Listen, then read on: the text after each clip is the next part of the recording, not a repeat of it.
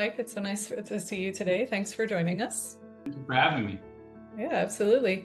If it's okay with you, I'm just going to ask you a couple of questions about taking the test and how you felt about the results. So the first question I have is, could you briefly describe your medical history and kind of what led you to pursue genetic testing overall and our test specifically? Yeah, so my story is a little bit unique in the fact that I actually got the test well after I had a diagnosis of prostate cancer. But I actually got the test, and I was really looking for more of what's going on from a cardiovascular perspective. I knew about the technology, and I knew that this was new and cutting edge. And I was just, I'm sort of a genetics geek being in the business, that I always want to see, more data and more information. And so my story really is that I was diagnosed with Gleason 6 prostate cancer. And then when I did, as it happened, I was completely asymptomatic. I didn't have family history that I was aware of, going back to at least to grandfathers. And then as we started to dig into it, and as we started to get the diagnosis, the first place we go to is, do we have a genetic link there? Is there a germline link?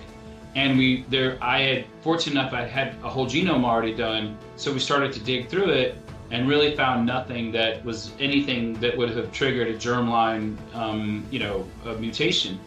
And we even took it a step further to get a smaller test, about 50 genes or so, just to double check, and there was nothing. We didn't see anything. So I was kind of at a loss, like, how did this happen? And, there's no genetic link. I was very concerned about my son, and how do I communicate that to him? And so through the course of the good news is we caught it very, very early, but I was asymptomatic. And the only reason we were keeping track of it is that a very vigilant family practice physician who started watching PSA slowly kind of creep up, which then you created the suspicion. And we all know that PSA is not a great predictor of prostate cancer.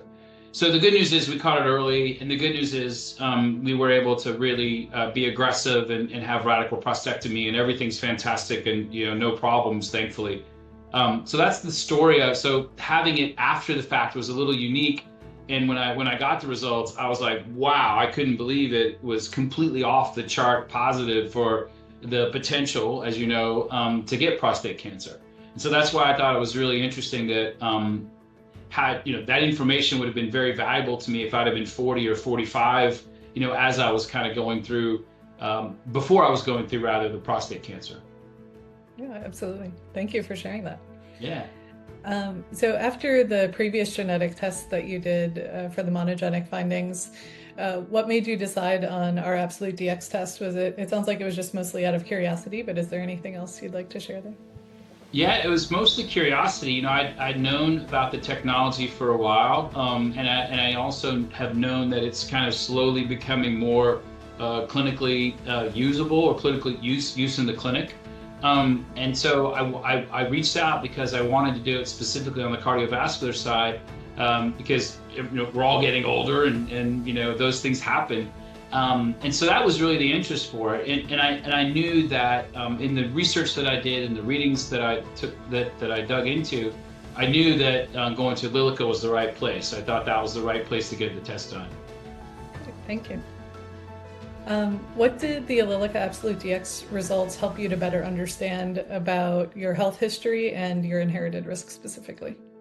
Yeah, it opened my eyes, because you think of a genetic test as a germline test, as a hereditary cancer test, and when you have everything that comes back, essentially normal, you're like, oh well, there's no link, and that's where I was. And so when I got the results back, it really showed me that, hey, there really probably is some sort of genetic link here, which really prompted me to have a more in-depth conversation with my son, who's 33 now.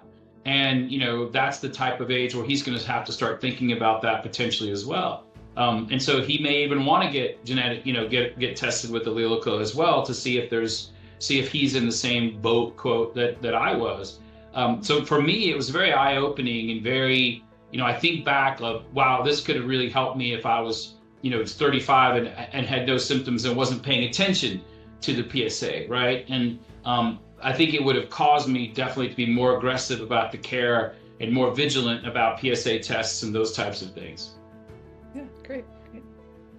From a patient perspective, what do you see as the value of combining monogenic and polygenic testing in a single test?